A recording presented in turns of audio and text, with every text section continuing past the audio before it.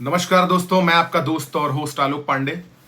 और मैं आपसे आज बहुत महत्वपूर्ण बात करने आया हूं। कहीं ना कहीं भारतीय क्रिकेट में एक कह सकते हैं भूचाल आया है। जसप्रीत बुमराह को चोट लगी है काफ़ी ज़्यादा, और वो इस समय आप समझ लीजिए कि बहुत ज़्यादा कल के टेस्ट में बहुत उपयोगी हो सकते हैं जसप्रीत बुमराह। और भारत और ऑस्ट्रेलिया के बीच चल रहे इस बीजीटी के आखिरी टेस्ट में आज भारत की जो स्थिति है वो 141 पे 6 विकेट, और पंत ने बहुत ज़बरदस्त पारी खेली।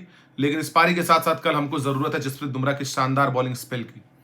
और अगर भारत ये टेस्ट नहीं जीतता है तो आप समझ लीजिए कि ये बहुत काफ़ी लंबे अरसे के बाद भारत की ये हार होगी बॉर्डर गावस्कर ट्रॉफी में, और भारत की WTC के फाइनल में पहुंचने की उम्मीदों पर भी विराम लग जाएगा।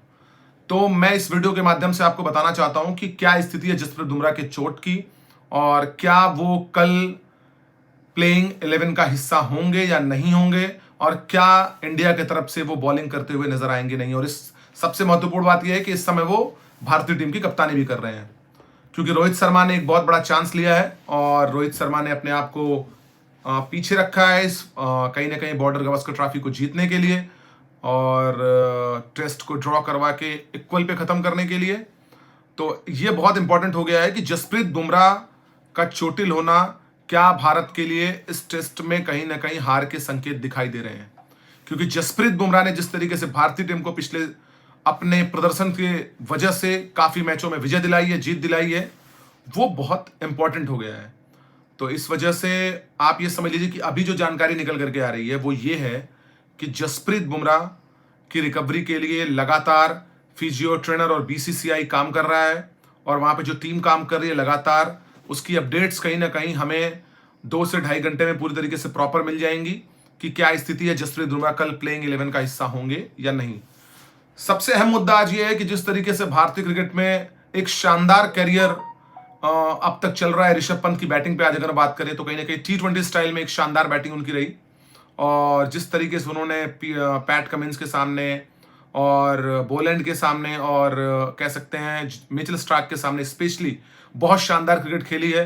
क्या भारतीय क्रिकेट में बहुत ज्यादा इस तरीके के रिफॉर्म की आवश्यकता है, या कहीं ना कहीं बहुत ज्यादा सिक्योर क्रिकेट खेलने के चक्कर में हम अपने विकेट को गंवा दे रहे हैं।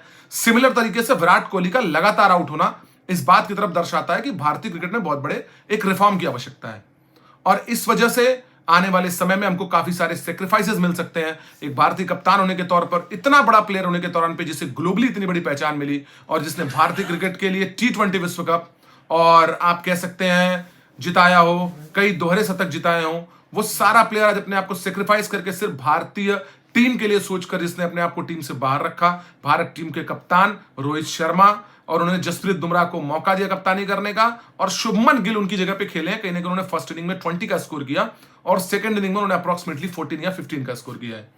तो क्या इन सारे सेक्रीफाइसेस का रिजल्ट कल मिलेगा?